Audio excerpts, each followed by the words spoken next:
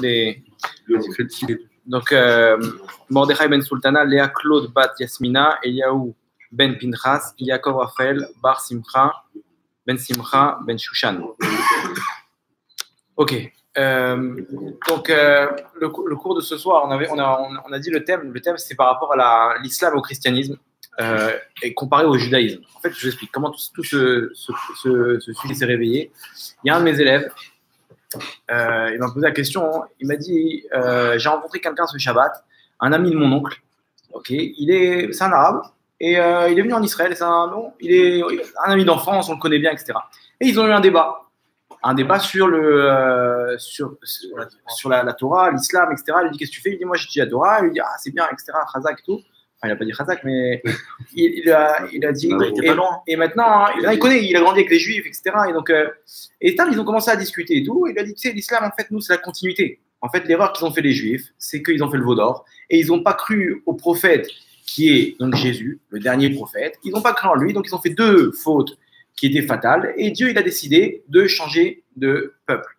Il a décidé de prendre un autre. Ça y est, on va tenter notre chance avec un autre peuple. Ceux-là, ils sont têtus, ils n'arrêtent pas de faire les lourds, ils n'arrêtent pas de faire des avérotes.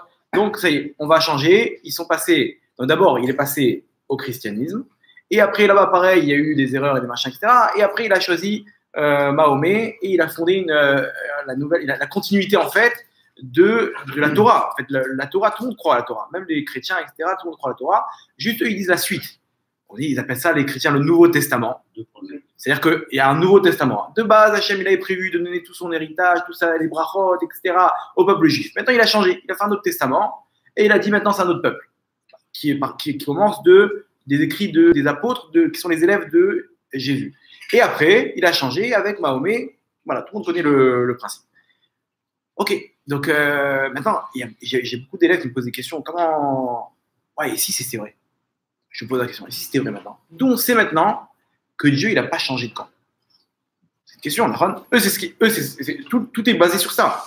C'est-à-dire pour eux, c'est sûr qu'ils ont fauté et que n'importe quelle personne, depuis longtemps, il aurait lâché Dieu. Il a eu un peu plus de patience, mais au bout d'un moment, ça y est.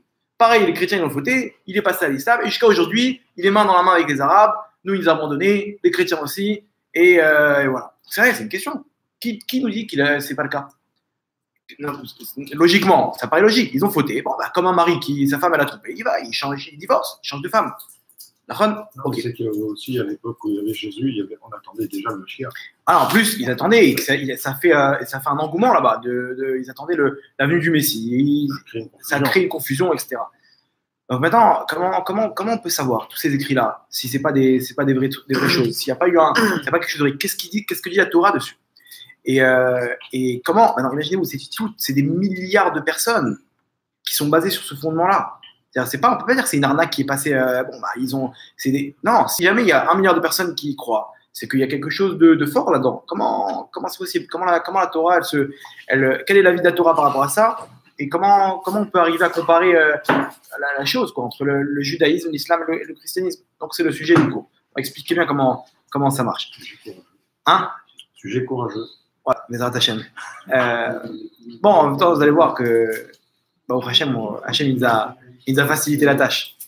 En fait, d'abord, logiquement, la preuve logique, elle est très simple. La première réponse que j'ai eue, c'est 2 secondes. Si Dieu, est-ce que tu es d'accord avec moi que Dieu, il connaît passé, présent, futur? Parce que c'est lui qui a créé le temps. Il a créé la matérialité et il a créé le temps. Donc, il est au-dessus du temps. Donc, forcément, il connaît le futur. S'il connaît le futur, pourquoi il va s'engager dans une affaire avec qui sait qu'elle va s'écrouler? Tu t'engages avec ce peuple. Maintenant, tu sais plus tard qu'ils vont fauter. Alors, toi qui vois le futur, si tu sais ce qui va se passer avec cette affaire, tu investis. Si maintenant quelqu'un il va investir dans une affaire, je dis écoute, je sais ce qui va se passer, ok? J'ai vu là-bas à la mairie ce qu'ils veulent faire, ils veulent détruire le bâtiment. Ça ne sert à rien d'investir là-bas. Vous voulez un peu qu'ils ont des descentes et des... Voilà. Ils voulaient. Ouais, ça c'est une des réponses. C'est toute la discussion avec les anges chaque fois, non? Voilà, ils ont dit les anges, ils ont dit dans le Midrash. T'as vu ce qu'ils font et... Hachem a dit non, j'ai confiance, etc. Vous allez voir ce qui va sortir à la fin. À la fin de ça, c'est le pari qu'Hachem il a pris, que Dieu il a pris de mettre une étincelle divine dans un corps qui est animal. Et là-bas, de montrer comment c'est la spiritualité qui va prendre le dessus. Ça, c'est le pari qu'Hachem il a fait. C'est vrai, ils vont fauter. Sur le chemin, ils vont fauter. Maintenant, revenons à l'exemple qu'on a cité. Si maintenant, je sais que cette affaire, elle n'est pas bonne, j'investis pas.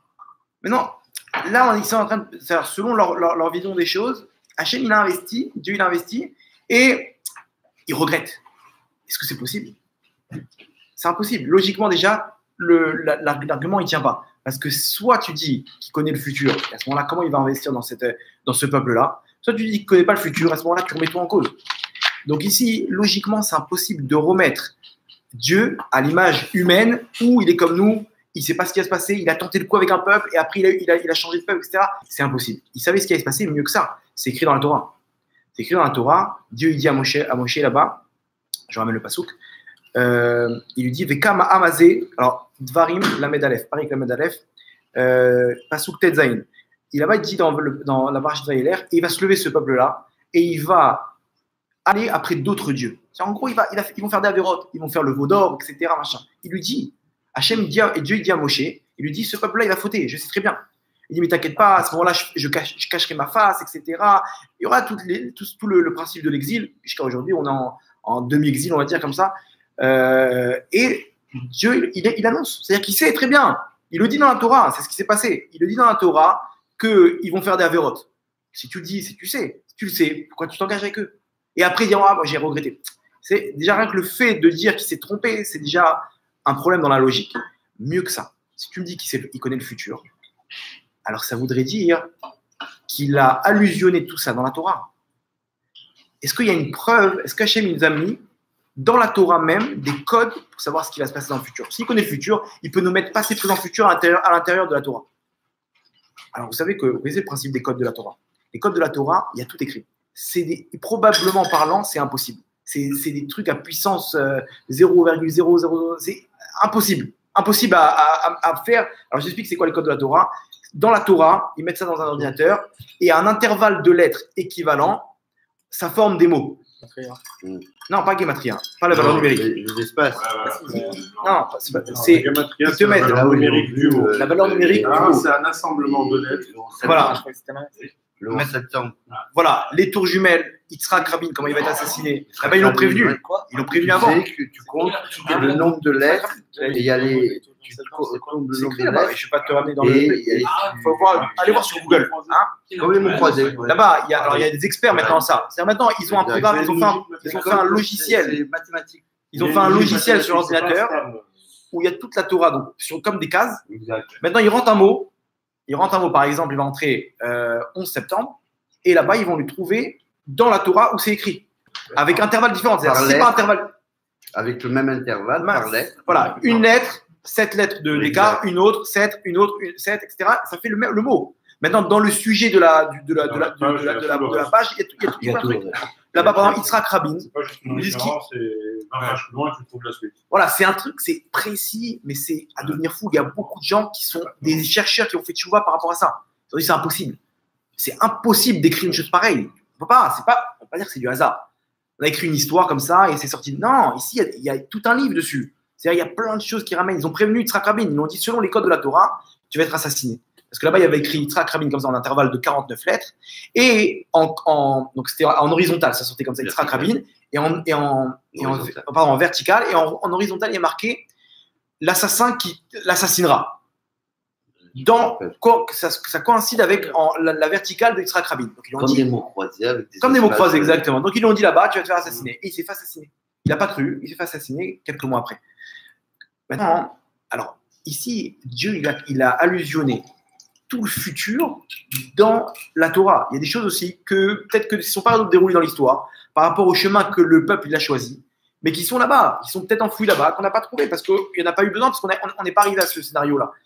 Maintenant, si Dieu connaît le futur, il a aussi allusionné l'histoire des chrétiens et des musulmans. Alors, incroyable. Les codes de la Torah, ils nous montrent exactement un passouk. Vous allez voir, quand j'ai vu ça, ça m'a choqué. Il y a un passouk dans le livre d'Evarim, Perek Dalet, passouk Kav Zayin Kav Chet, il dit comme ça. Donc 27, donc Perek Dalet, c'est le chapitre 4, versets 27 et 28. Et marque comme ça, Ve'efitz Hashem etrem, et Hashem il vous éparpillera, Ba'amim, parmi les peuples, Venishartem mete mispar. Et vous resterez un petit nombre. Donc déjà, hein, dans la Torah, Hachem nous prévient que vous allez être éparpillés. Est-ce que c'est le cas ou pas? C'est du deuxième temps. Non, il y a une différence voilà. entre le premier et le deuxième temps. Nahon, ils étaient éparpillés. Là, on est dans un cas d'exil où tous les Juifs sont éparpillés. Éthiopie, Yémen, Ukraine, États-Unis, Russie. Pour les 5 continents, on est. Dès qu'ils sortent de quelque part, ça devient une ruine. Voilà, dès qu'ils partent. Maintenant, Venishartem mete mispar, il vous restera un petit nombre. Est-ce que vous connaissez une période dans l'histoire où le peuple juif, il comptait 200 millions ou 100 millions de personnes? Regardez bien. Non, c'était 600 millions. Hein. Le peuple juif. À aucun moment, ils ont dépassé la barre des 100 millions, des 50 millions. Tout le temps, vous regardez là-bas, j'ai vu un graphique. 15-20 millions, tout le temps.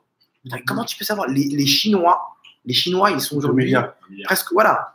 Maintenant, comment c'est possible? Il y a marqué dans la Parchat Noach là-bas, de Noé. Il y a marqué là-bas Sin, c'est un des enfants là-bas de Ham. Ok, c'est un des enfants là-bas de truc. C'est-à-dire que les Chinois, ils datent de Noach, de Noé. Eux, ils sont combien aujourd'hui? Selon ils sont plus d'1 milliard. 1 milliard combien ils sont? 1,7 milliard. 1 million, ok. Ça devient plus important là. 1 milliard et quelques, on va dire. Maintenant, les Juifs, ils étaient pareils à la même époque de Noé, parce que c'est les descendants de Noé, de Shem. Combien ils sont aujourd'hui? 15 millions. Comment c'est possible? Mais non, c'est pas qu'avant ils étaient 200 millions et après il y a eu des exterminations. Non, tout le temps pareil. Tout le temps 15, 20, 10, 12. Tout le temps il reste. C'est écrit. C'est écrit dans la Torah. Il y a plus de 3000 ans. Et Venishartem mete mispar, il vous resterait un petit nombre. Bagoïm parmi les peuples. Asher enag Hashem etrem, que Dieu vous guidera vers eux. Va'avadetem sham Elohim ma'aseh d'Adam. Et là-bas vous servirez des dieux. Création des hommes, Maaseh d'Adam, la création de la main des hommes, c'est-à-dire des idoles, etc. Etz va'even, de bois et de pierre. Asher lo yir'un velo yishme'un, qu'on n'entend pas et qu'on comprend et qu'on voit pas, velo yir'un velo yir'un, qu'on mange pas et qu'on ne sent pas. Bon, la fin n'est pas très importante. Maintenant, c'est quoi un dieu de pierre et de bois? Maintenant, qu'est-ce qui servent les musulmans? Là-bas, il y a, vous savez, la Kaaba, là-bas, comment ça s'appelle? La Mecque. À la Mecque, c'est quoi? C'est une pierre. Et Jésus, c'est la croix. Et Jésus, c'est quoi? C'est la croix. La croix, elle est faite en quoi? En bois. Comment des milliers d'années plus tôt, la Torah, elle a écrit qu'ils vont servir un Dieu de pierre et de bois? Quel rapport? Pourquoi tu me donnes des détails comme ça? Quelle importance? Maintenant, vous allez dire, ouais, mais c'est peut-être un hasard. Alors, regardez bien. Regardez bien les codes de la Torah maintenant. Alors, je vous conseille de le faire un jour. Vous prenez un passo, vous prenez un chumash, vous le faites. Ve'efitz Hashem. Alors, le mot ve'efitz, vous prenez le yud, ve'efitz, donc il y a le yud de ce premier mot. Ok, vous comptez 40, en comptant le yud, hein, vous comptez 49 lettres. La 50e, c'est un shin. Ok, non. Maintenant, après le shin, vous comptez 49 lettres. La 50e, c'est quoi? Un vav. Ça fait quoi? Yud, Shim, vav. Yeshu. C'est quoi Yeshu? C'est qui? Jésus. Dans le pasouk même, il est allusionné. Donc, c'est-à-dire, quand on parle de bois, forcément, on parle de lui, parce que tu m'as fait allusion à 49 lettres d'intervalle. C'est pas fini. Dans le même pasouk, vous prenez encore le même mot. Ve'efitz. Vous prenez maintenant le he, la deuxième lettre du mot ve'efitz. Prenez le he. Pareil, la même intervalle. Vous comptez avec le he compris, 49. La 50e, c'est quoi? Un kaf. Après le kaf, vous comptez encore 49. La 50e, c'est quoi? Un mem. C'est quoi mem, kaf, he? Meka. La Mecque. Elle est où la pierre? À la Mecque. La croix, c'est quoi? C'est là où il s'est fait crucifier, Jésus. La pierre, c'est quoi? Il donne l'endroit où tout a commencé, à la Mecque. Là-bas, c'est de là où il est monté dans le ciel, Mahomet. Non, dans le passouk même, à 49 lettres d'intégrale, à partir du premier mot Ve'efitz, on a l'allusion de Yeshu, qui est Jésus, et de la Mecque, Mecca, donc même en arabe, je crois que c'est Mecca, qui est l'endroit où la pierre se trouve. Et là-bas, on te dit, ils vont être éparpillés dans les peuples. Non, où ils sont éparpillés, les Juifs? Dans les peuples où il y a l'islam et la chrétienté. Est-ce que vous connaissez des Juifs qui ont été éparpillés avec Bouddha, etc., en Chine et tout? Non. Non, ils ont boudé. Ouais, il y a pas, on n'a pas parlé de Bouddha, de bouddhisme, etc. Là où ils ont été les Juifs, c'est on va dire à 99%, c'est dans les pays d'islam et de christianisme. C'est quoi? L'Europe, États-Unis et le Moyen-Orient et l'Afrique du Nord. Ok, vous êtes d'accord avec moi? Non, donc ici, premièrement, on a dit quoi? Si Hachem, il connaît le futur, pourquoi il va s'engager avec un peuple qui sait très bien qu'ils vont voter? C'est ridicule. Tu t'engages pas dans une affaire qui va couler. Maintenant, tu vas me dire, alors si c'est le futur où c'est écrit qu'il y aura tout ça, il te dit, Hachem, même Dieu, il te dit même dans la Torah même, que vous inquiétez pas, il y aura d'autres religions qui vont se former. Il y aura d'autres religions qui vont se former, et je vous le montre. Maintenant, imaginez que ça a été écrit des milliers d'années avant la création. On connaît, Jésus, c'est l'an 1, et Mahomet, c'est 622. C'est en 622, l'Hégire. Donc maintenant, la Torah, c'était 2000 ans avant. Comment c'est possible qu'on t'allusionne ici des dieux, vous allez être éparpillés, vous allez rester un petit nombre, et des dieux de pierre et de trucs. Et là-bas, dans les intervalles des codes, trucs, tu vois, celui qui correspond au bois, qui est Jésus, celui qui a été crucifié dessus, et celui qui correspond à la pierre, c'est quoi? C'est le lieu, la Mecque, où tout a commencé. Où tout a commencé là-bas, où il est monté dans le ciel. Mahomet à cet endroit-là, c'est ce qu'ils disent, et que là-bas, tout a commencé la religion donc islamiste, donc l'islam. Donc maintenant, ici, si Dieu il connaît le futur, il va nous parler de ça. Et il te dit, n'aie pas peur, il y aura d'autres dieux là-bas. Là où vous allez retrouver dans les endroits où ils servent des dieux de pierre et de bois. Donc c'est écrit. Donc c'est-à-dire, quand maintenant on me dit oui, peut-être qu'il a changé, je te dis, il y a une barrière. Moi j'ai une preuve, tu as une preuve toi? Maintenant, mieux que ça, si la Torah elle est faite que de preuves. Regardez bien dans la Torah même, il y a des codes. Là, on va ramener des codes. Mais il y a plein de domaines pour prouver que la Torah elle est vraie. D'abord, premièrement, la Torah, c'est le témoignage que Dieu s'est présenté à son peuple, le peuple juif. Maintenant, là-bas, combien il y avait de témoins? 600 000 hommes entre 20 et 60 ans. C'est-à-dire qu'ils étaient 2,5 millions en tout, avec des femmes et enfants. Okay, ils sont 2,5 millions et Dieu, il se présente à eux, il leur donne la Torah, là-bas dans le texte. Les chrétiens, ils sont d'accord avec ça? Oui. Ils croient à la Torah. Les musulmans, hein? Le Nouveau Testament, c'est-à-dire il y a l'Ancien et le Nouveau. L'islam aussi. Ouais. Ils croient. Sauf que pour eux, il y a la suite, c'est quoi? C'est qu'il y a un nouveau prophète qui s'appelle Mahomet. Okay. Donc maintenant, je te dis, Dieu, il s'est révélé comment? Avec pas un témoin, avec des milliers de témoins. Des milliers de témoins. 600 000 hommes. Non, là-bas, combien de témoins il y a eu qui s'est révélé à Jésus? Que lui. C'est que lui qui a dit ça. Ils n'ont pas vu là-bas comment. Il est venu un jour, il leur a dit, il leur a raconté maintenant la suite, etc. du truc. Mahomet, combien de témoins? Lui tout seul. Maintenant 2 minutes. Dans un jugement, hein, imaginez-vous, quelqu'un il vient avec un testament. Voilà. Mes parents, ils m'ont légué tel et tel bien. D'un coup, il y a un mec qui se lève, il falsifie le truc, il dit voilà, moi, moi je vous dis, c'est à moi qu'il a donné le testament. Voilà, regardez, il a signé, voilà le truc, en bonne et due forme, le papier du notaire. Ils vont lui dire attends, Habibi, ramène des preuves, ramène des témoins.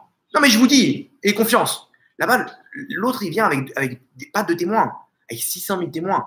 La Torah, c'est 600 000 témoins. Vous allez me dire, attends, ils ont tous vu là-bas le truc. On est obligé de dire qu'ils ont tous vu. Pourquoi? Parce que si jamais, là-bas écrit dans la Torah, vous avez vu les voix et vous avez entendu comment ça s'appelle? Vous avez entendu ce que j'ai dit au Arsinaï quand je vous ai donné l'étape de la loi, etc. Alors, imaginez-vous, s'ils n'avaient pas vu tout ça, ils auraient dit à Moshe, t'es gentil, mais c'est quoi cette histoire que tu me racontes? Maintenant, pour gober une chose pareille, il faut qu'ils aient vu la chose. Sinon, tu ne peux pas leur donner un livre où ils ont pas participé à l'événement. Sinon, ils te disent, mais non, on n'a jamais vu que Dieu s'est révélé à nous. Donc, qu'est-ce que tu racontes là, Moshe? Tu veux nous faire gober un livre? Donc ici, à partir du moment où ils ont pris avec eux ce système de mitzvot, comment ça s'appelle? Comment tu dis mitzvot en français? Bon, bref. Exactement. Ok, bref. À partir du moment où ils ont pris ça sur eux, c'est la preuve qu'ils ont vu la chose. Parce que sinon, comment tu peux gober une chose pareille? Alors tu vas me dire, attends, peut-être que Moshe, je te dis que c'est Moshe qui a écrit tout ça. Moshe, peut-être qu'il a écrit tout ça. Il leur a donné un livre. Premièrement, on a dit, c'est impossible de leur faire croire tout ça alors qu'ils n'ont pas vu l'événement. S'ils ont vu l'événement, s'il leur a donné tout ce qui est écrit, il leur a raconté l'événement et qu'ils étaient sur place, ils confirment, ils prennent avec eux le livre. Ils prennent avec eux ils accomplissent tout ce qui est écrit dans le livre. Maintenant, si tu dis que c'est Moshe qui a écrit ce livre, alors à ce moment-là, il a fait beaucoup d'erreurs. Pourquoi? Parce qu'il a fait toutes les erreurs. Pourquoi il aurait fait une chose pareille, Moshe? Ou pour les honneurs, ou pour l'argent. Maintenant, imaginez-vous là-bas, il écrit qu'il a fait une faute, qu'il ne rentre pas en Israël, qu'il bégaye, que son fils, il ne prend pas la suite. L'argent là-bas, il fait comment dire, la construction du Mishkan, là-bas, du sanctuaire, ça coûte, c'est tout en or. Dieu, si tu cherches de l'oseille, Mais ne leur fais pas construire un truc pareil. Les corbanotes, les sacrifices, c'était tous les jours des milliers et des milliers des dizaines de sacrifices tous les jours. Ça coûte cher, du menu et du gros bétail. C'était sans arrêt. Putain, mais cet argent-là, il est jeté par la fenêtre. Si tu cherches de l'argent, fais un système où tu prends derrière un gros salaire. Rien du tout. Rien du tout. Mieux que ça, alors non, vous allez me dire quoi? Non, c'est peut-être quelqu'un qui a écrit le livre au nom de Moshe, et lui, il vient maintenant des années plus tard, il leur fait gober le truc. Et ça, on ne peut pas dire ça. Pourquoi? Parce que comment tu veux prendre un système de 613 mitzvot, Shabbat, de faire la Brit Mila, comment tu peux prendre un truc, une chose pareille? C'est impossible. Si tes ancêtres ne t'ont pas parlé de ça, un mec qui va venir demain, il va te parler d'un livre comme ça. Donc c'est sûr, ici, c'est la preuve évidente que ici ils étaient présents lorsqu'il y a eu le témoignage. Sinon, personne n'aurait suivi ce livre. Personne n'aurait suivi l'accomplissement, aurait accompli ce qui est écrit dans ce livre. Maintenant, quand toi tu viens, tu me dis, moi, Dieu il s'est révélé à moi, il y a un problème. Qui me prouve? Il y a des témoins.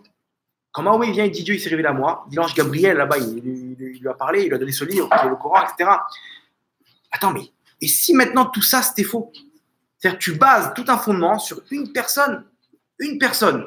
Nous, on base sur quoi? C'est une pyramide, on est basé sur 600 000. Là-bas, c'est l'inverse. La pyramide, c'est à l'envers. Tout est basé sur un point, une personne. T'imagines, il s'est trompé. Imagine, il s'est trompé. Mieux que ça, vous savez combien il y a de versions des évangiles du Nouveau Testament? 70 000. Même si c'est vrai, laquelle je suis? 70 000 versions. Même si c'est vrai, okay, laquelle je suis? Laquelle version? Combien de versions de la Torah? 70. Une seule. Non, oui, pas comme interprétation. Une seule.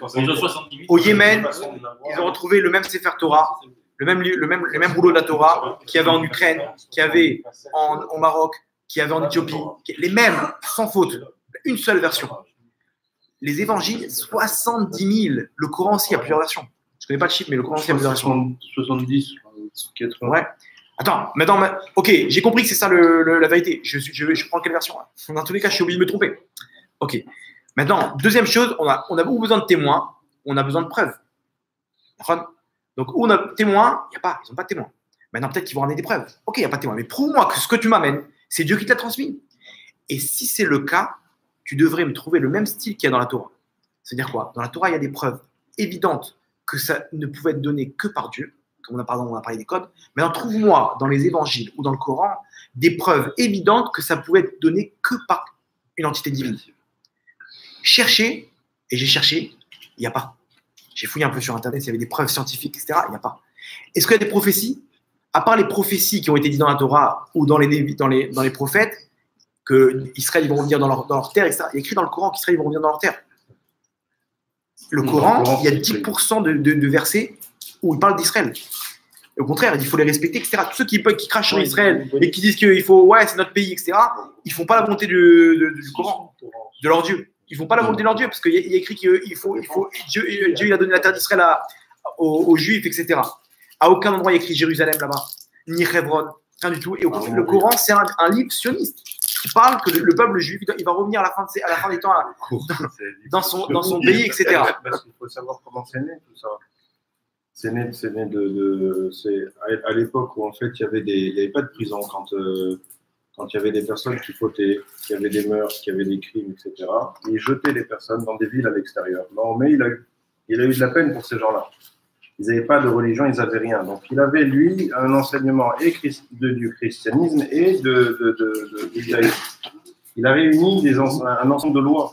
Et quand il a été pour prêcher cette parole-là, en disant voilà maintenant vous allez suivre cette religion-là, il s'est fait jeter. Et il s'est retiré à Médine, où il a monté le djihad. Et quand il est revenu par la haine, parce que lui il a fait ça avec le cœur, en se disant je vais les sauver ces personnes-là, il les a convertis de force par la guerre. Ça a débuté dans la haine, cette histoire. Exactement. C'était des tribus bédouins, etc. En plus. Donc maintenant, si, revenons à ce que je disais, si tu veux me, comment dire, je savais pas, moi. Non, alors vous allez me dire, alors attends, et qui me dit que l'interprétation de la Torah, qui est la Torah orale, il y a des preuves. Pareil, si Dieu me donne une continuité, il doit me garder le même style qu'il y a écrit dans la Torah. Pourquoi? Comment je vais savoir, moi? Moi, je suis bête et méchant. Ok? Moi, je connais pas. Tu me dis peut-être qu'il a changé de partenaire. Très bien, il n'y a pas de problème. Alors viens, on regarde ce qu'il y a dans la Torah, les preuves qu'il y a dans la Torah. On va devoir trouver le même style dans la suite. C'est quoi la suite de la Torah chez les Juifs? C'est le Talmud. C'est-à-dire quoi? Le Talmud, c'est ce que Dieu, quand Moshe est monté 40 jours et 40 nuits en haut pour récupérer la Torah, là-bas, Dieu il a enseigné toute la Torah orale, l'interprétation. Il transmettait de bouche à oreille, de maître élève, jusqu'à l'an à peu près 215, 211, où après Jésus, ok, après Jésus-Christ, où là-bas, Rabbi Yehuda Hanassi, il a tout mis à l'écrit parce qu'ils ont vu que bon, maintenant il y a des exils, etc. On ne peut plus tenir à l'oral cet enseignement, on va tout mettre à l'écrit. C'est ce qui s'appelle le Talmud. Ok, le Talmud, c'est l'enseignement oral, l'interprétation de la Torah. Eux, ils disent quoi? Non, la suite de la Torah, c'est les évangiles. Et les autres disent c'est le Coran. Ok, maintenant, si on trouve que la Torah orale, le Talmud, il a des preuves scientifiques, ok, donc c'est-à-dire qu'il garde le même style, que ça prouve que ça ne pouvait pas être donné par un homme. Il garde le même style que la Torah, et là, je comprends que Dieu, il ne m'a pas mis de piège. Il m'a dit entre les lignes, garde le même style. Regarde le même style. Si tu vois que le style, il change, c'est que c'est une arnaque.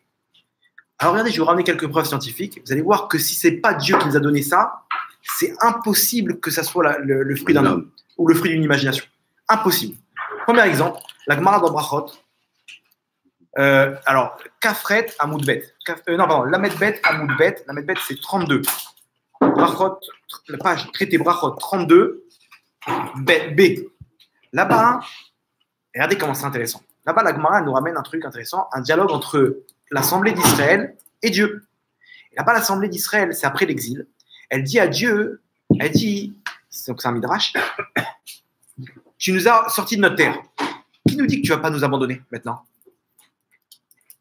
Les Juifs, le temple a été détruit. Ils sont sortis en exil.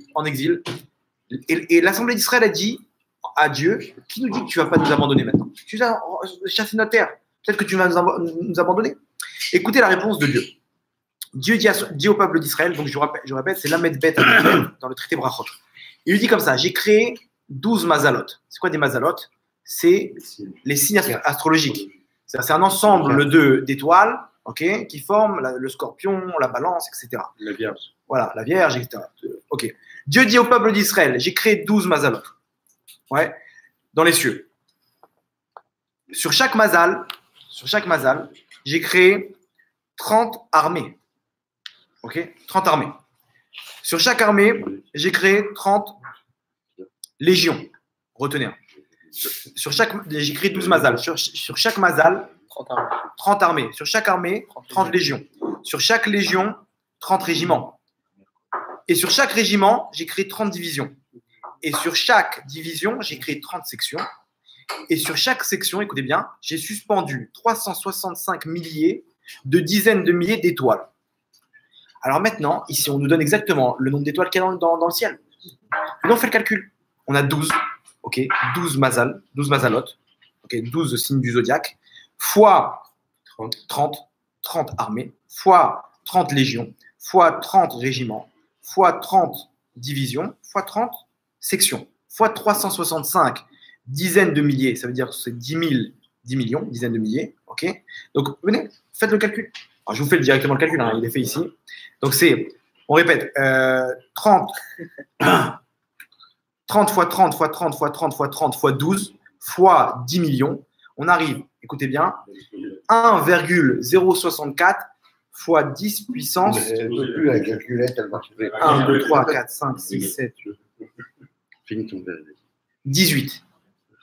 Ça veut dire 1,061 et 18 zéros. 1.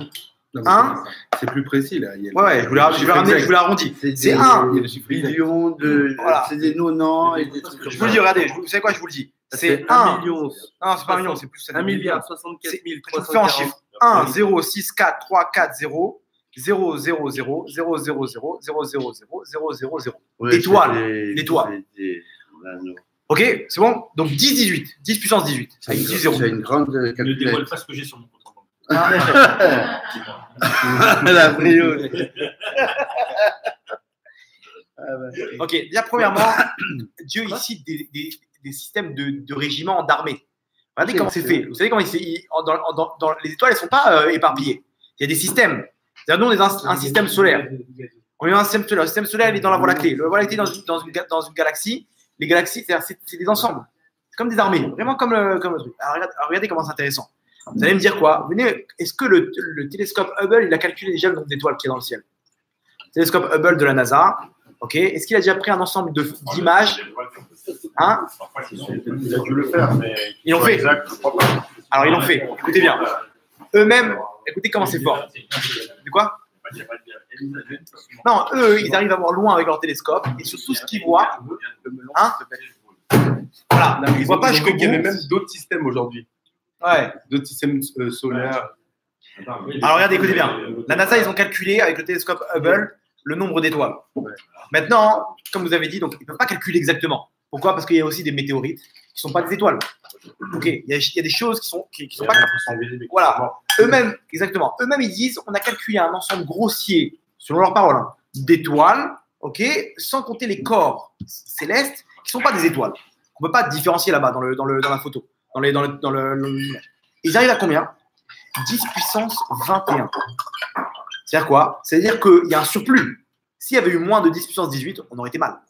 Maintenant, eux, ils te disent, ils sont à plus, ils ont 3 zéros en plus, mais ils te disent, on n'a pas pris tous les corps, on a pris en plus tous les corps célestes. C'est-à-dire là-bas, il faut enlever. Il faut enlever, on ne sait pas combien, mais on se rapproche. Comment tu peux? Maintenant, ça a été créé quand le Talmud? Il y a près de 2000 ans. Maintenant, c'est impossible de donner. Regardez, quelqu'un à l'époque du Talmud, il lève les yeux, il voit combien d'étoiles? 4000, pas plus. Comment tu parles de 10 puissance 18? C'est impossible. Maintenant, regardez comment c'est fort. Cette preuve-là, elle vient juste pour nous dire comment Hachem ne nous abandonnera pas. Comment Dieu. C'est quoi la réponse maintenant? C'est écrit. C'est la Gemara elle a écrit ça. Maintenant, imaginez-vous, maintenant, c'est une preuve scientifique maintenant qui prouve la vérité que. Attends, ça ne peut pas être donné par. C'est pas un être humain qui peut écrire ça. Maintenant, mieux que ça, c'est dans le dialogue où l'Assemblée d'Israël a dit prouve-nous que tu ne vas pas nous abandonner. Et Dieu te dit regarde, tout ce que j'ai créé, je l'ai créé que pour toi. Tout ça, c'est 1000 millions de milliards d'étoiles, je l'ai créé que pour toi. C'est-à-dire, tout ce décor-là, regardez, quand quelqu'un il aime une personne, ok, elle lui demande, par exemple, sa mère, elle lui demande à cette personne de préparer un verre de thé.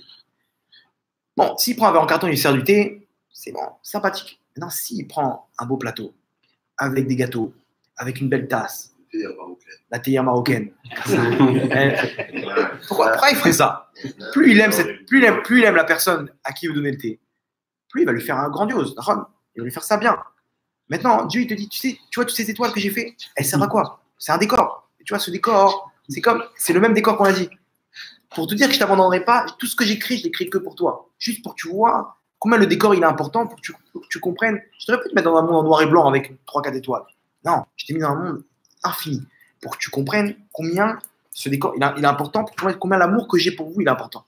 Et que je ne vous abandonnerai pas. Même dans le Talmud, plus exactement, il a été créé, comme je l'ai dit, en l'an 200 et quelques. Le christianisme, c'était quand? C'est quand que ça a débuté vraiment? Ça a débuté vraiment avec Constantin. C'est un empereur qui s'est converti au christianisme et lui, tout son royaume, il a été converti. C'était à quelle période ça? 313. L'édit de Milan. 313, je me suis rappelé du brevet que j'ai fait en troisième. 313. C'était bien après l'époque du Talmud. C'est-à-dire que Dieu, il nous prévient maintenant avec une preuve scientifique qu'aujourd'hui, on sait qu'on ne peut pas arriver au hasard à quelques zéros près de ce que la NASA donne en te disant qu'il faut enlever des zéros parce qu'il y a des corps célestes qui ont été pris en compte. Maintenant, il te dit, tu vois la preuve, sache que tu sauras, et maintenant nous on sait, tu sauras par rapport à cette preuve scientifique que tout ce que j'ai créé, c'est que pour toi. C'est pour que tu saches que je ne t'abandonnerai pas. Parce que c'est la question de l'Assemblée d'Israël qui nous dit que tu ne vas pas nous abandonner. Ne vous inquiétez pas, après il y aura des trucs, vous aurez peut-être des doutes, ne vous inquiétez pas, je montre des preuves. Si vous ramènez des preuves là-bas, d'accord. Mais est-ce qu'il ramène des preuves scientifiques? Non. Donc vous pouvez toujours me dire, ok, mais c'est pas précis quand même. Ça reste pas quand même précis. Mais on a quelques zéros près, etc. On peut dire, ouais, bon, c'est du hasard. Alors là, je vous ramène la dernière preuve. Je ne vais pas trop m'allonger avec les preuves parce que c'est pas le but du cours. Mais il y a une preuve maintenant, la Gemara dans Rosh Hashanah, le traité Rosh Hashanah. Et ça, il y a beaucoup de scientifiques qui n'étaient pas religieux, qui ont fait tchouva de A à Z avec cette preuve. Parce que vous allez voir, là, c'est un truc impossible à trouver. Impossible. Je vous explique c'est quoi le cas. Là-bas, la Gemara, donc Kaf He Amoud Aleph. C'est 25, page 25 de notre traité Rosh Hashanah. Ah. Là-bas, on nous donne Rabban Gamliel.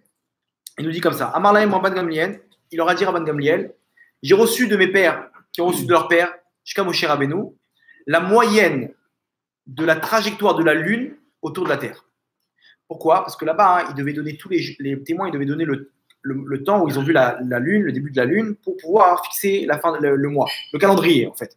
Maintenant, si jamais ils ont vu la lune et que ça n'arrivait pas à plus de 29 et quelques et demi, c'est sûr que ils ont mal vu. Ils ont vu une étoile et ils croyaient que c'était le début de la lune. Ok. Maintenant, lui dit, vous inquiétez pas, je vais vous donner la moyenne. La moyenne de la trajectoire de la lune autour de la Terre, elle n'est pas moins. Écoutez, je vous le donne. Elle n'est pas moins de 29 jours. La lune pour faire le tour de la Terre, elle met pas moins de 29 jours ou machatse et demi. Veshne shliché et 2 tiers d'une heure. Ok. Veshivim veshlosha halakim et 73 unités. Ok, venez, on calcule. Je fais le calcul. Je vais vous faire mal à la tête là. Ça a posé très loin, c'est ça. Regardez comment ça va loin. Même de nos jours, ils vont Alors regardez comment on y arrive. Ils s'approchent du calcul de la... Vous allez voir comment ils s'approchent. Incroyable. C'est ce qu'on donne pour. Après la virgule au quatrième chiffre. Voilà, les halakim, etc. Non, lui, il te donne la moyenne. Lui, là, Laura, là, il te donne la moyenne, qui est écrit dans le Talmud. Il y a plus de 1800 ans. Regardez. Je sors ma calculatrice, comme ça je fais le calcul. Tu as passé de 0. Hein, non, là, c'est pas un problème de 0. Regardez, donc il nous dit comme ça. Donc 29 jours et demi. Donc c'est 29,5. Ok, on est d'accord? Non, c'est bon, j'ai pas d'arrêt. Ok, Veshne Shliché Shah. C'est quoi 2 tiers d'une heure? Alors, il faut savoir qu'une heure, elle n'est pas divisée en 60 unités, qui sont 60 minutes selon la Torah. Le Rambam, il ramène que c'est divisé en 1080 unités. Une heure est divisée en 1080 unités. Pourquoi la Torah elle a fait ça? C'est le Rambam qui dit ça. Le Rambam, il ramène ça. Il croit qu'il douche à Chodesh, Perek Vav à la Chabet. Je vous donne des sources comme ça. Pourquoi c'est divisé en 1080? Parce que comme ça, on peut diviser par 2, par 3, par 5, par 4, par 8, par 9, par 10. Chose qu'on ne peut pas faire avec 60. Ok, donc, eux, ils ont mis ça avec une unité qu'on peut diviser forcément par tous ces chiffres-là. Donc maintenant, si une heure, c'est 1080, donc 2 tiers d'heure, c'est combien d'unités? Donc on fait 2 tiers. Hein, c'est quoi? C'est 0,66, ouais. Ça fait 660. Hein? 90, 900. Voilà, fois 1080, 900. ça fait 720. 720. Il y avait de. Je crois que c'est je crois que c'est pas Non, le passé. Ah, 1080. Oui, j'ai dit 800. Regarde, si c'est 1800, c'est 900. Ok, Razak. Donc 2 tiers de 1080, ça fait 720. Donc, on répète. Désolé, je vais vous faire un peu mal à la tête là, il faut concentrez-vous. 29 jours et demi. Esrim Vetesha Yom ou Maraté, c'est 29 jours, 29,5. Shne Shliché, donc 2 tiers d'une heure. On a dit une heure, c'est 1080 unités. Donc ça fait 720. Veshlosha, Veshivim, Veshlosha, Halakim et 73 Halakim. Donc là, on a 73 unités. Donc on a 720 unités, qu'on rajoute à ça 73, ok, qu'il faut convertir en jours. Ça, c'est en heures. Donc maintenant, un jour, c'est combien? C'est 24 heures. Ok, 24 heures, c'est égal à un jour. Donc maintenant, quand on divise. Donc maintenant, attendez. Maintenant, il faut qu'on le reconvertisse en heures. Pardon. Il faut convertir le 700. Je vous répète, on est à 793. C'est quoi 793 par rapport à 1080? Donc, c'est 2 tiers. On a dit c'est 2 tiers. Non, on a rajouté 73. Maintenant, il faut reconvertir en heures. Il faut convertir en heures. C'est-à-dire quoi? On divise par 1080. Je le fais. On redivise par 1080. Je vous répète. On avait 2 tiers. Voilà. Je vous répète. C'est facile. J'ai dit, je vais vous faire mal à la tête. Je répète. On a 1080, c'est une heure. On a 2 tiers de 1080, ça fait 720. On rajoute à ça 73 unités, ça fait 793. Maintenant qu'il faut reconvertir en heures. Comment reconvertir en heures? Si une heure, c'est 1080, donc c'est combien 793? Ok, on fait un produit en croix, on arrive à, donc on divise par en fait 793 par 1080, on arrive à 0,73425,926 heures. Ok. Maintenant, il faut convertir en jours. Pourquoi? Parce qu'ici, on a 29 jours et demi. Pour additionner, il faut convertir en jours. Donc, si 24 heures, c'est égal à un jour, donc 0,73 heures est égal à, ok, on divise donc 0,73 par 24, 0,73, 4, 2, 5, 9, 2, 6 divisé par 24 est égal à 0. Je vous le fais, 0,03, 0,5, 9, 4, 1, 4. Tu l'as fait avec moi? Ok, super. On rajoute à ça 29,5. Voilà. Ok, on arrive à un chiffre. On arrive à un chiffre. On arrive donc 29,5, il faut rajouter maintenant. 29,5. On arrive à 29,5305941. C'est le chiffre précis. Regardez, la Torah, le Talmud nous donne un chiffre exact. À combien de chiffres après la virgule? 2, 4, 6, 7 chiffres après la virgule. Alors maintenant, avec la NASA, ils ont mis des horloges atomiques sur la Lune. Donc normalement, quel chiffre il doit arriver en moyenne? Ils ont calculé tous les mois maintenant, sur un an. Ils arrivent à une moyenne. Écoutez la moyenne de la NASA. Donc je vous rappelle, nous on est à 29,5305941. La NASA elle arrive à un chiffre qui est comme ça. 29,5305, jusque-là tout va bien. 88. Nous on est à 9,4. C'est-à-dire il y a 0,000006 de différence. Hein? Maintenant, il y a une entreprise spatiale en Allemagne, ils ont fait la même expérience. Ils sont arrivés pas à 0,006, mais à 0,2. C'est encore plus précis que la NASA. Et ils se rapprochent du chiffre. C'est-à-dire quoi? C'est-à-dire que ici, vous êtes d'accord avec moi, c'est écrit dans le Talmud, il y a 1300 ans, un chiffre avec 7 chiffres après la virgule. La NASA aujourd'hui arrive pratiquement au même chiffre, à 0,00006 d'intervalle. Quel homme aurait pu écrire une chose pareille? C'est la preuve évidente que le Talmud a été transmis de manière divine. De manière divine. Parce que tu peux me donner une. Hein? Ah, ça bug. Bon, tu réécouteras dans la vidéo le truc, le calcul. Donc maintenant, ça vous pouvez voir sur Google. Hein, tout là, vous pouvez voir sur. Maintenant, ouais, maintenant ils veulent pas qu'on transmette les infos. En tout cas, comment la NASA, avec une montre nucléaire, elle arrive à trouver le même chiffre? C'est impossible. Maintenant, vous allez me dire au pire. Combien d'années d'études pour créer cette. Voilà, combien de milliards de dollars pour arriver à un chiffre qui est écrit dans le Talmud. Ils ouvrent un livre. Exactement. Maintenant, ok. Maintenant, vous avez vu le style ou pas? Le style, il est que quoi? Qu'il y a écrit dans Dieu, il te met un enseignement où il te dit là-bas, écoute, t'inquiète pas, ne te laisse pas embrouiller. On va te proposer des choses, etc. Maintenant, moi, je te mets des preuves ici.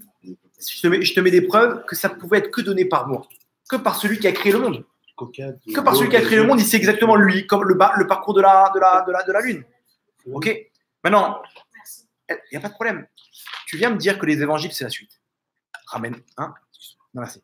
Tu viens me dire que les évangiles, c'est la suite. Les témoins, t'as pas. Les témoins, on n'a pas. On a expliqué pourquoi là-bas, c'est fondé sur un seul témoignage. Ramène des preuves.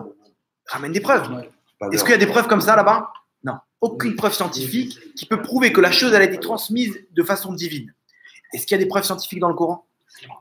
Et je peux vous dire, j'ai cherché aucune. Ils ont une pierre. Oui, mais on peut répondre qu'il n'y a pas besoin de preuves, puisque c'est la suite. Ok, mais moi, tu m'embrouilles. Moi, Dieu, tu veux que je te serve. Mais si tout le monde donne une version des choses, comment je vais savoir où me repérer? C'est juste ou pas? Maintenant, entre nous, on n'a pas besoin de preuves, nous, pour servir Dieu. On fait ça avec amour. Mais imagine le mec, il se pose des questions, et si c'est théorie tout ça, ici, on ne prouvait pas. Par A plus B, il n'y a pas. Si tu n'as pas le même style, tu ne peux pas venir à un jugement, tu ne peux pas venir avec un papier et me dire non, il s'est trompé. Il a changé de testament, il m'a donné le Nouveau Testament. Ok, les juges, il n'y a pas de problème. Ramène des preuves, ramène des témoins. Et on voit qu'il n'y a pas tout ça. Ils ont pris des témoins de Jéhovah. Ouais. Donc là-bas, tu ramènes une preuve, il n'y a pas de problème. Il n'y a pas de preuve. Attends, allez chercher sur Google les codes des évangiles, là-bas, il n'y a rien. Des preuves scientifiques, il n'y a rien. Des prophéties, il n'y a pas de prophétie. Pourquoi il n'y a pas de prophétie? À part ceux qui ont été copiés là-bas comment ça s'appelle, des prophètes, etc. Hein. Mais il n'y a pas de prophétie qui se sont réalisées. Ils n'ont pas aucune. Pourquoi il n'y a pas de prophétie? Parce qu'ils n'ont pas envie de se mouiller. Si demain il faut une prophétie qui ne se réalise pas, alors on met tout à la poubelle. Donc on ne va pas se mouiller. On va ramener les prophéties qui est écrit dans la Torah et dans les prophètes là-bas. On va les changer. Voilà, et on va les changer. Là-bas dans le Coran, il y a des prophéties qui est écrit dans le truc, que le peuple juif, il va revenir dans sa terre à la fin des temps, etc. Mais mieux que ça, je vais vous dire encore mieux. Comment vous expliquer? Israël, ils ne reconnaissent pas. Les gens, ils ne reconnaissent pas. Non, eux, ils disent que. Non, ils disent c'est le Mashiach. C'est quand le Messie va venir qu'on respectera, qu'on va commencer l'État d'Israël. Oui. Non, eux, ils te disent. Voilà, eux, ils te disent, c'est pas eux qui vont donner des lois. Tant qu'il y aura Médina, Israël ici, ils considèrent que c'est pas le. En fait, eux, ils disent comme ça. Les États. ils te disent, C'est pas la Terre. nous, on ne respecte pas les lois de l'État. Pourquoi? Parce que pour nous, ce n'est pas selon la Torah. Donc, ils te disent, on ne reconnaît pas l'État d'Israël en tant qu'État. La terre d'Israël, ils reconnaissent, mais pas en tant qu'État. C'est une différence. Un gouvernement, c'est pas la terre. Le gouvernement, c'est le gouvernement. C'est la politique, c'est les lois, c'est la façon que le gouvernement impose en Israël une façon de vivre et de respecter. La terre, c'est autre chose. La terre fait partie d'une prophétie, mais eux ne considèrent pas qu'on est censé vivre selon l'Amdina. Bon, bref, on t'expliquera après. C'est leur argument. Ouais, c'est un argument, mais ils ne sont pas contre la terre d'Israël. Eux, ils te disent, on ne veut pas que c'est quelqu'un qui nous donne des lois qui ne sont pas basées sur la Torah, comme le gouvernement israélien. Ok. Mais la terre d'Israël, ils respectent. Ils ne sont pas en train de dire. Eux, c'est les lois des Israël. Ça, c'est des extrémistes. Maintenant, je lui dis mieux. La Torah nous dit, elle nous dit pourquoi il dit tout ça. Non, je vais vous poser une autre question. Pourquoi Dieu il a fait un scénario comme ça? Pourquoi il a fait un scénario où les gens ils sont partis dans d'autres religions? Écoutez bien, le Rambam il donne pourquoi Dieu il a fait en sorte de créer d'autres religions. À l'époque, il n'y avait pas d'autres religions. C'était des dieux païens. Il n'y a pas de religion. Chacun il servait son dieu, etc. Ça dépend des tribus et machin, etc. Maintenant, pourquoi Dieu il a créé d'autres religions? Et sur tous les milliers de religions, celle qu'il a élevée, c'est Dafka, l'islam et le christianisme. Et après même le bouddhisme. Pourquoi ces trois religions? Et je vous dis encore mieux que ça. Moi, je lui dis même peut-être que Dieu il s'est vraiment révélé à eux. C'est sûr que tu à Jésus et à Mahomet. Peut-être vraiment qu'Hachem il leur a fait un scénario là-bas où il leur a montré vraiment. Je veux dire quoi, ça m'embrouille maintenant. Tu m'as prouvé maintenant, tu me dis que peut-être qu'il s'est vraiment révélé à eux, à Jésus et à Mahomet. Ouais, à la personne. Peut-être que eux, ce qu'ils ont dit, c'est pas faux. Maintenant, Hachem il a fait exprès. Le Rambam me dit pourquoi Hachem il a fait ça? Pourquoi Dieu il a fait ça? Écoutez bien la signification. Ils relèvent qu'ils disent à tout le monde entier qu'il n'y a qu'un seul Dieu. Exactement. À l'époque, c'était tous des polythéistes. Maintenant, Dieu, le but de ce monde, c'est d'arriver à croire en un seul Dieu, que Dieu est roi dans ce monde. Maintenant, Dieu, qu'est-ce qu'il leur a fait? Il leur a fait un palier. Ce palier, c'est quoi? C'est d'abord, il faut leur faire une religion où là-bas, ils vont croire en un seul Dieu. Avant, ils croyaient en plusieurs dieux. C'était polythéiste. Zeus, etc. Là, les Jupiter, selon les Grecs, selon les Romains. Et chacun, non, ça n'existait pas, mais ils croyaient en plusieurs dieux. Et chaque chose, elle avait son Dieu. Maintenant, pour leur changer tout ça, qu'il y a un seul Dieu qui est roi sur cette terre, il faut leur faire passer par un palier. Ce palier-là, c'est une religion où là-bas, on prône un seul Dieu, qui est le christianisme et ça. C'est pour ça que Dieu, sur les milliers de religions, c'est les seuls qu'il a élevés. Même le bouddhisme, plus tard, que c'est aussi un seul Dieu. Maintenant, pourquoi j'ai fait ça? Pour qu'à la fin, quand Dieu il va se révéler au peuple juif, les autres peuples, pour eux, ça sera facile d'y croire et de lâcher ce qu'ils ont maintenant, parce qu'ils sont déjà en mode un seul Dieu. Chose qui aurait été beaucoup plus dure maintenant s'il y a plusieurs dieux. Comment tu me parles d'un seul Dieu? C'est pas possible pour moi. Vous comprenez? Le Rambam, il dit maintenant, on a préparé l'humanité à croire en un seul Dieu. Maintenant, quand Dieu va se révéler, on leur fait un petit séminaire là-bas. C'est quoi la Torah? C'est quoi le Talmud? C'est quoi Dieu? Etc. Et à ce moment-là, même les goïms, et pas besoin de les convertir. Parce que le but de la Torah, c'est quoi? C'est d'être un homme bien. Non, soit tu es un homme droit et qui est dans le bon côté, etc. Soit tu n'es pas dans la Torah. Tu peux être un goy, un non-juif, et être un homme bien. Tu n'as pas besoin de te convertir pour ça. Et te respecter, qu'il y a un seul Dieu, le servir, être honnête dans ton truc, ne pas tromper ta femme, etc. Ça, c'est les règles des goïms. Maintenant, des non-juifs, maintenant, nous, il y a beaucoup plus. Il y a beaucoup plus de lois, etc. C'est à un autre niveau, c'est le peuple élu. Mais ici, on ne cherche pas à convertir. Dans toutes les religions, ils cherchent à convertir. Dans la seule religion, ils ne cherchent pas de clients. C'est comment dire, c'est le judaïsme.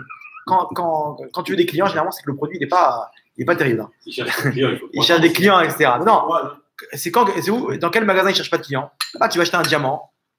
Ils ne vont pas venir te voir. Ça vous intéresse? Qu'est-ce que vous en pensez? C'est toi, tu viens, tu es intéressé, tu te poses avec le mec dans son bureau et tu achètes le truc. Le produit, il te montre le produit, il te sort le truc, etc. Mais quand le mec t'attrape dans la rue, viens, je te montre mon tapis, etc. Et ça sent le roussi. Il cherche des clients, c'est que ça sent le roussi. Donc ici tout ça. Avancé, ils font beaucoup de pubs. Hein? Il cherche des clients. Maintenant, regardez. Maintenant, il est clair ici. Quand quelqu'un vous pose la question, maintenant on a toutes les preuves, etc. Quand quelqu'un vous pose la question, et si peut-être Dieu nous a abandonnés? C'est impossible. Déjà, noir sur blanc, c'est prouvé. On va le faire. Est-ce qu'avec les codes, on a prouvé qu'il ne nous abandonnera jamais?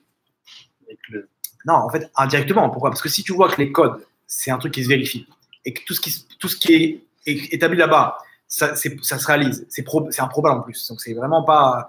Et que, donc, tu vois que ça marche. Donc, maintenant, ce qui est écrit dans cette Torah, ce qui est écrit dans la Torah, c'est forcément vrai. Donc, quand il est écrit là-bas que Dieu il te dit, je t'abandonnerai pas, etc., et que Dieu il dit, je vous ai aimé, ah, c'est très, machin, il dit, je vous aime. Là-bas, il est écrit dans ces mots. Maintenant, si tu vois que le truc, il a pu donner que de manière divine par rapport à des preuves qu'on a citées, donc ce qui est écrit dedans aussi, il est vrai. Tout est vrai. Et quand là-bas, il est écrit qu'il nous abandonnera pas, il n'y a pas besoin pas besoin de preuves. de chercher. Ouais. Dieu, il existe, j'aurais dit ça. Et ça, Maintenant, 70 ans plus tard, 70 ans plus tard, tu vois un peuple qui est là, malgré tout, sur sa terre, fort. j'ai eu la chance d'être présent. À l'époque, J'ai la chance d'être présent. Exactement. À l'époque, je parle en 49 ans. Oui, voilà. Imagine-toi que l'église là-bas, ils ne voulaient pas le dire. Mais là-bas, le pape, etc., ils ont aidé là-bas pour la Shoah. Vous savez qu'ils ont poussé des trucs, ils ont fait en sorte de fermer les yeux sur ce qui se passait. Pourquoi? Parce que pour eux, c'est évident que Dieu est en train de se débarrasser du peuple juif. Maintenant, aujourd'hui, imaginez-vous comment Dieu il a fait un système pour ramener. Vous voyez là-bas comment c'est fait? Imaginez-vous, la Première Guerre mondiale, c'est une guerre qui a servi à rien. Il y en a un qui s'est fait assassiner dans les Balkans. Tout a commencé. Une guerre qui a duré des années et des années. La guerre des tranchées là-bas, ça n'a servi à rien. Vous savez à quoi ça a servi? Que les Britanniques, ils ont pris la Palestine. Pourquoi? Parce que quelques années avant, là-bas, il y a eu le traité de Balfour. Balfour, il a promis une terre aux Juifs.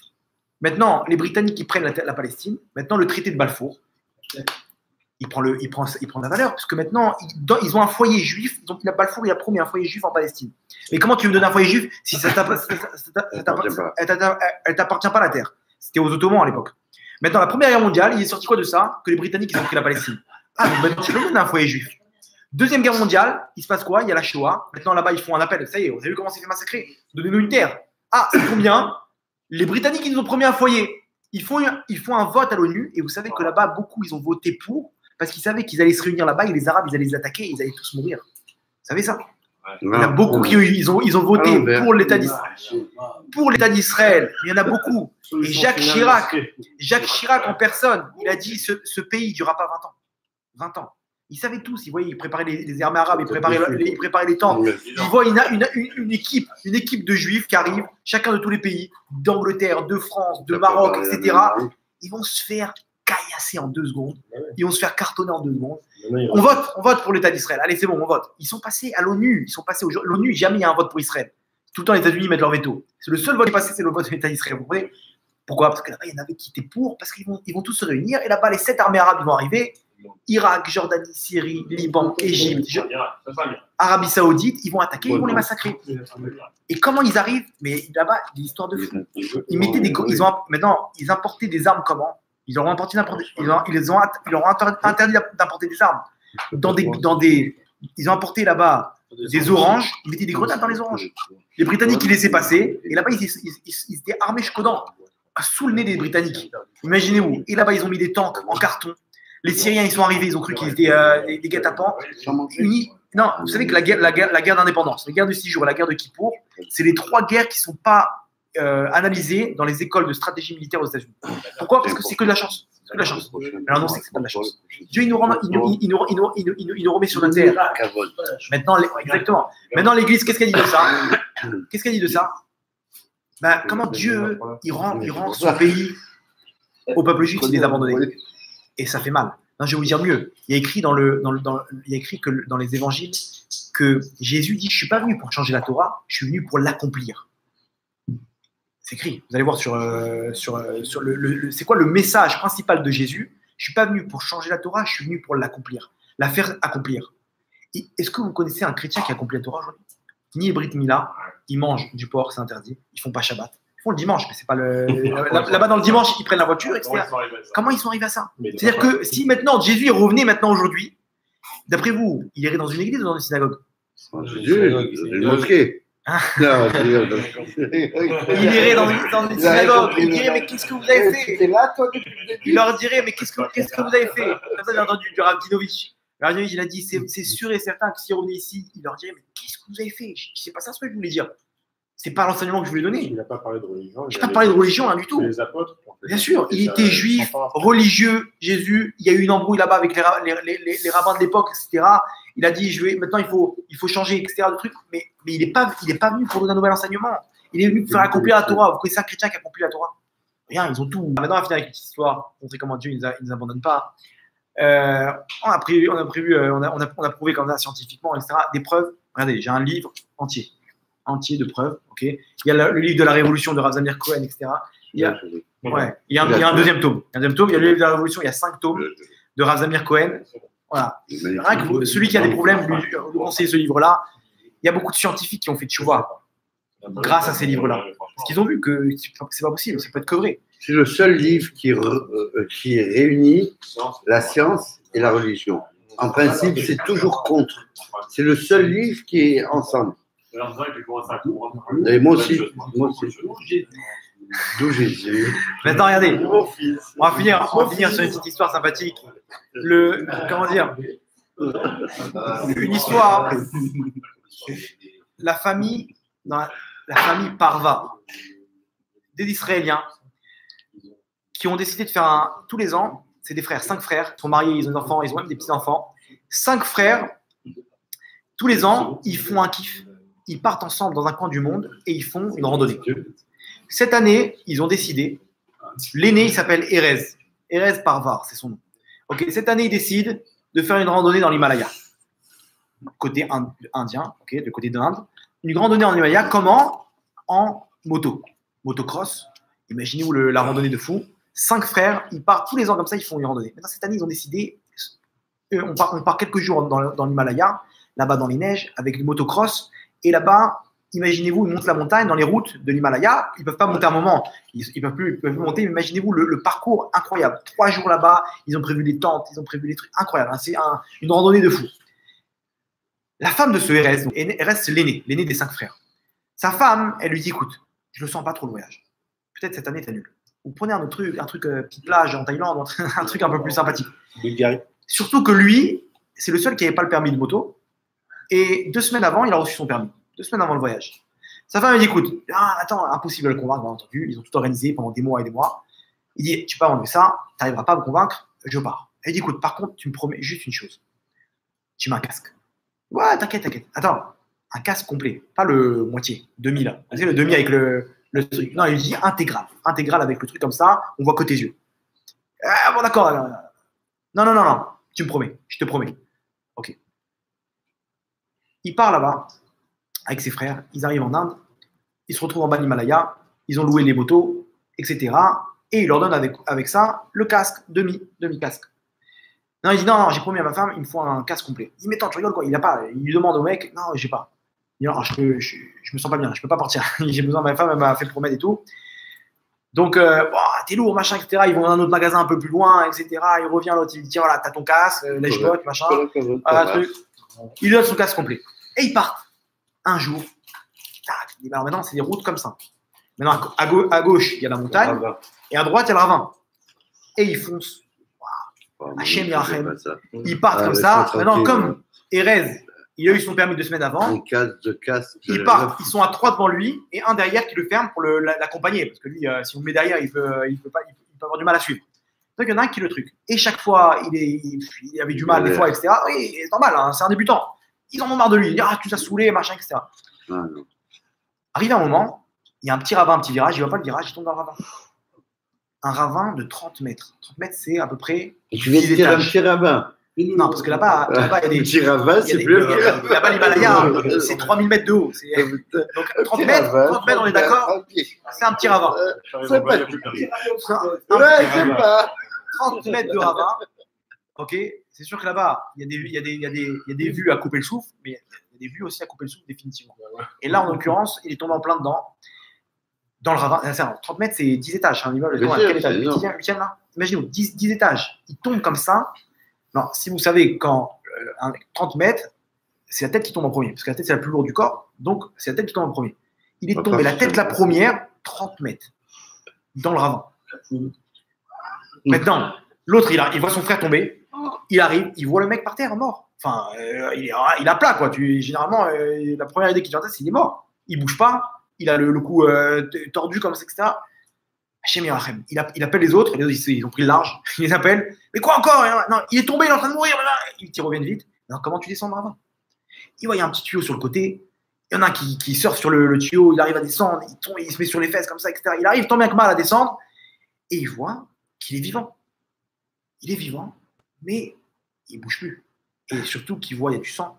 Il a les os défoncés, fracture dans tous les sens. Et surtout, peut-être qu'il a une fracture du cou, une fissure. On a dans de la colonne vertébrale. Et le moindre. Ouais. Non, rupture Non, quand il y a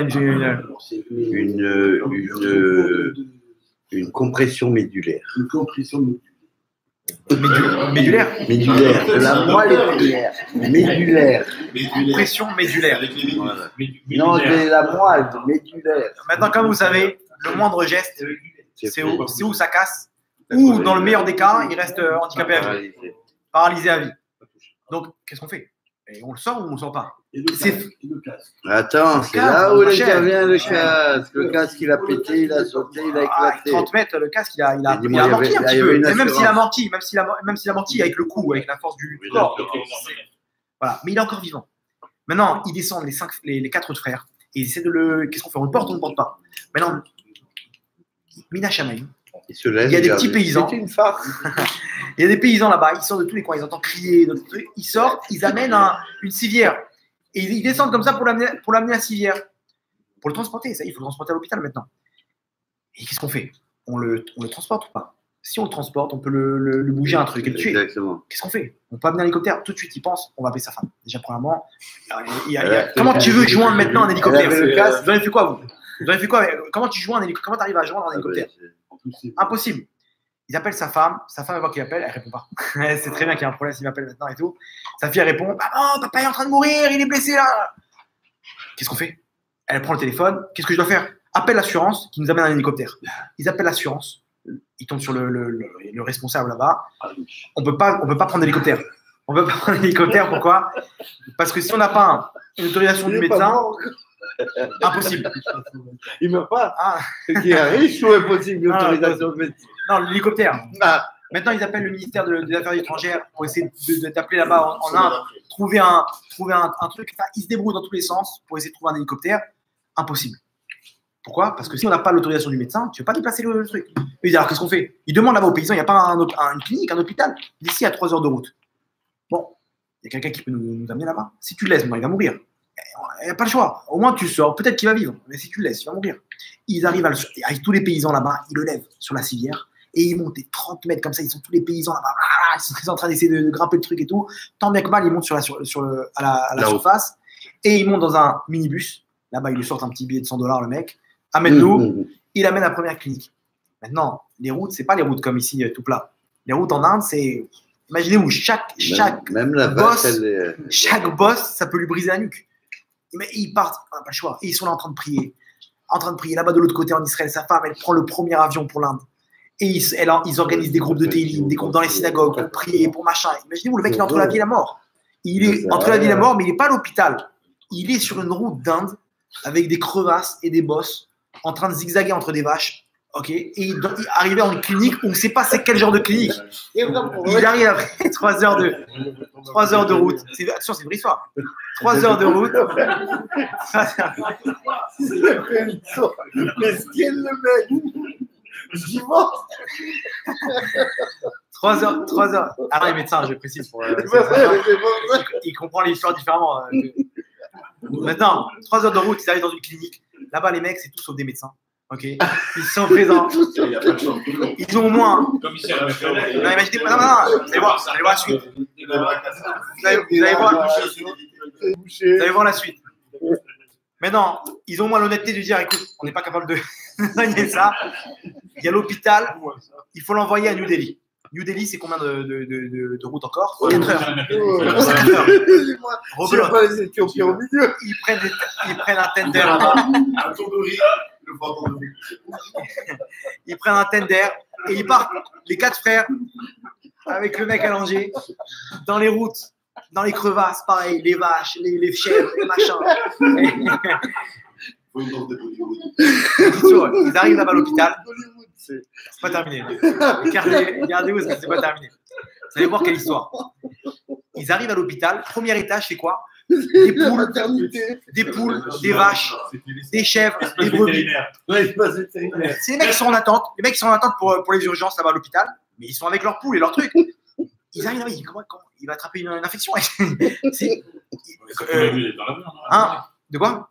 Non, ils Non, ont. mais déjà, ils sont du pas. moment où il est arrivé, de là où il est tombé à New Delhi, on est tranquille, le mec, il est sauvé. Imaginez-vous, il est toujours vivant. Non, ça va, il se lève, c'est lui, docteur. Je suis docteur. Non. Là-bas, t'embêtes mal, ils arrivent à lui faire une radio, ils montent à l'étage du dessus. L'étage du dessus, c'est VIP, il n'y a pas de vache, il n'y a pas de poule. Ils arrivent à lui faire une radio tant bien que mal.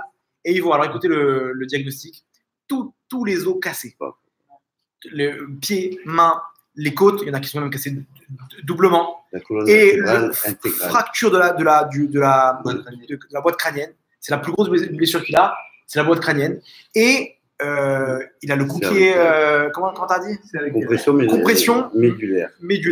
Une compression médulaire. Maintenant, les médecins ils disent comment vous êtes arrivé jusque-là avec c'est-à-dire, normalement, la moindre boîte, ça lui casse le truc. Les médecins, ils sont étonnés. Comment c'est possible? Sa femme, elle arrive entre temps. Ben, écoutez la suite. Hein? Non, ils l'ont levé. Non, mais je crois qu'il s'est cassé le casque. Il avait éclaté. Maintenant, il dit maintenant s'il arrive à survivre, c'est un miracle. Là, il est entre la vie et la mort. Il leur dit il faut espérer. Bien entendu, les prières continuent en Israël. Dans tous les coins du monde, là-bas, tout le monde prend son nom. Ça, peut-être qu'un jour, vous avez dû prier pour quelqu'un, c'était peut-être lui. Sa femme arrive en Inde. Elle arrive en Inde. Maintenant, les médecins là-bas en Israël, ils l'ont prévenu. Ils ont dit attention, s'ils vous disent telle et telle chose, ne faites pas. Là-bas, ils ont des techniques bizarres, pas de rien du tout. Vous l'amenez dès qu'il se réveille, vous l'amenez tout de suite en Israël. Maintenant, sa femme, elle arrive le 8 novembre 2016. Pourquoi je me rappelle de la date? Parce que, écoutez ce qui s'est passé. Le 8 novembre 2016, le président indien, Narendra Modi. Mundi, c'est celui de Koh-Lanta. Il a décidé, il a fait une déclaration là-bas où il a annoncé par surprise que les billets de 500 et 1000 roupies disparaissent de la circulation. C'est-à-dire, toi, tu as des billets de 1000 et de 500 roupies, tu les amènes à la banque, ils te les changent. Ça y est, il n'y a plus de 1000 et 500. Le jour où sa femme arrive, maintenant, elle arrive pour changer son argent. En roupies, ils n'ont plus de billets. Pourquoi? Parce que tous les billets qu'ils ont, ils ne servent plus à rien. Elle arrive le jour où il ne fallait pas arriver. Elle ne peut plus changer d'argent. Si elle ne peut pas changer d'argent, comment elle prend un taxi jusqu'à l'hôpital? Elle est bloquée. Elle appelle ses frères, les frères de son mari. Venez me chercher, j'en ai marre. C'est quoi cette embrouille? Il n'y a pas de billets. Tous les changes, il n'y a pas de billets. Après, elle a su que en fait, c'était le jour où il ne fallait pas arriver. Ses frères, les frères viennent la chercher. Elle arrive. C'est un terminal qui change de femme. Elle arrive, elle lui donne un casque qui se casse la gueule. Elle lui arrive, il n'y a pas de moyen, elle ne veut pas arriver. Vous allez voir. Non, Bergman. Tu l'abandonnes avec elle, hein, ça y est, c'est sort de là. Maintenant, elle arrive à l'hôpital. Et là-bas, normalement. Il n'y a plus de médecins. Normalement, les médecins, ils ont évalué qu'après 12 heures, ils devraient se réveiller normalement. Maintenant, ils attendent 12, 24, 36 heures, 72 heures, rien du tout. Et elle, qu'est-ce qu'elle fait? Elle appelle, elle prend ses enfants au téléphone, elle lui met à l'oreille pour que peut-être ça lui donner inconsciemment, il va peut-être, il va vouloir, ça lui donne envie de vivre, quoi. Il lui donne là-bas ses petits-enfants. Papy Erez, il lui crie là-bas au téléphone, etc. Et le téléphone à côté de son oreille, etc. Même les médecins là-bas, il l'appelait Papy Erez. Tellement il était connu dans le truc. Là-bas, les gens à côté de lui, ils meurent tous de façon atroce. Dans les champs à côté, là-bas, les Indiens, ils viennent, c'est des conditions terribles. Et lui, on dirait qu'il y a une bulle autour de lui. Il est protégé d'en haut. Là-bas, ils prient, ils bombardent, ils font des rondes. Il n'y a pas un endroit, il n'y a pas un moment dans la journée où il n'y a pas quelqu'un qui prie pour lui. Ils ont fait des rondes, des chaînes là-bas, etc. Chacun, il prend de 2h du matin à 3h du matin, les enfants, les machins, etc. Après 72 heures, sa femme, elle commence à chanter la chanson qu'il aime. Et après quelques minutes où elle chante, elle entend marmonner le même son, la mélodie. Là, il n'y a qu'une autre casserole parce qu'il était avec plein de. etc. Mais c'est pas grave. Pour elle, c'était la meilleure mélodie. Il se réveille. Erez, il se réveille. Ils sont contents. Tout de suite, ils appellent là-bas en Israël. Est-ce qu'on peut le rapatrier, etc. Tout de suite, ils organisent là-bas sur le compte de l'assurance. L'assurance, ils ont été royales. Ils ont payé les sommes. Les dans quel état il est au réveil? Paralysé? Au réveil, non, pas paralysé, mais il est dans un sale état. J'ai oublié de vous dire, poumon perforé. Ouais. Mais il bouge. Non, il parle. Ils parlent. Ils ne savent pas encore s'il va. Il parle. Il a arrêté de fumer. Maintenant, tout de suite, ils arrivent à. Alors, pour le transporter, ils sont obligés de le rendormir. Pour le transporter, ils sont obligés de le rendormir. Ils amènent un hélicoptère jusqu'à l'aéroport. L'aéroport, il prévoit un avion qui va jusqu'en Turquie, de Turquie en Israël. Maintenant, ils n'ont pas dit à sa femme que les hauteurs avec des poumons perforés, ça ne va pas ensemble. C'est très dangereux, etc. Ils n'ont pas dit que le mois dernier, il y a un comme ça qui s'est fait rapatrier, qui est mort dans l'avion parce qu'il avait des poumons perforés. Lui, il a tenu. Ils n'ont pas. Imaginez-vous encore la poisse.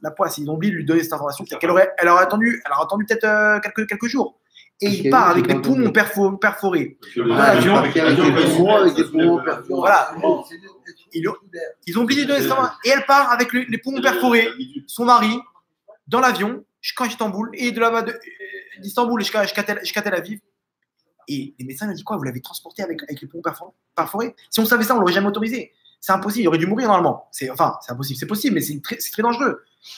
Il arrive, c'est un miracle. Imaginez-vous tout ce qu'il a enduré maintenant. Il arrive, c'est pas terminé. Il arrive, il divorce. Il arrive, il se réveille. Il lui rend le casque.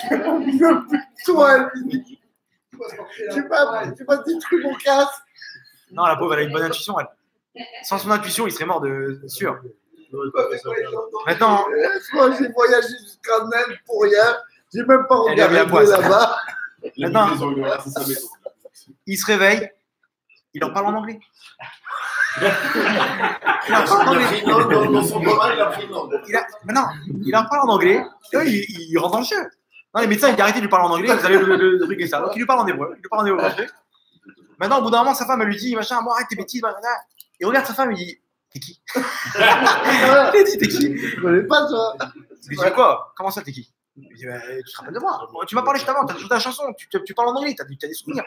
D'un coup, c'est quand ça se remet en place dans le cerveau et il arrive un moment où tout est noir. Je sais pas comment, c'est des trucs apparemment. Hein. Les médecins disent, vous inquiétez pas, ça arrive, des fois il y a des trucs. Des trous noirs. Des trous noirs, mais ça peut revenir. C'est pas obligé qu'il a perdu la mémoire. Donc maintenant, il faut lui faire une rééducation. Et il vient, il lui ramène ses filles, ses petits-filles, des machins, etc. Il lui ramène des chansons qu'il connaît, etc. Et à un moment, comme ça, après 2-3 jours, sa petite fille, elle lui dit, papy, tu me reconnais ou pas? Il dit, bien sûr, tu t'appelles comme ça. Il dit, ah, ok, comment ça? Il ramène tout le monde et tout. Maintenant, avant de passer en rééducation, il doit répondre à 13 questions. 13 questions qui sont comment tu t'appelles, quel est le numéro de carte d'identité, ton adresse, etc. Aucune, il arrive à répondre. Il arrive à répondre à aucune question. Après 3 semaines, il arrive enfin à remplir les 13 questions. Donc maintenant, Baruch Hashem, ils savent qu'il peut être rentré en rééducation, son cerveau il va s'améliorer, et comme ça, pendant 3 mois, il rentre une rééducation complète de tous les membres du corps, y compris la mémoire. Et là-bas, à tel point que là-bas, dans l'hôpital, il s'est retrouvé à aider les gens. C'est arrivé là, tous ceux qui étaient avec lui dans la section unité, dans l'unité de soins intensifs, il était là en train de les aider. En train de dire, t'inquiète pas, moi aussi j'ai guéri, moi j'étais pire que toi, moi je me rappelais même plus de rien du tout, de ma femme, etc. Et peut-être qu'il a fait semblant. Continue. Et il y a pas les trucs, ils ont fait Kabbalah Shabbat là-bas, parce qu'il passe des Shabbats là-bas. Il faisait là-bas avec ses filles, il a plein de filles, ils ont fait là-bas en chantant Shalom Aleichem, ils allumaient les bougies, tout le monde venait, il réunissait tout le monde là. Ils ont compris que ça y est, bon, il s'est remis sur pied, il a repris toute sa tête, oh Hachem, et il est rentré à la maison, oh Hachem, intact, après toutes les filottes.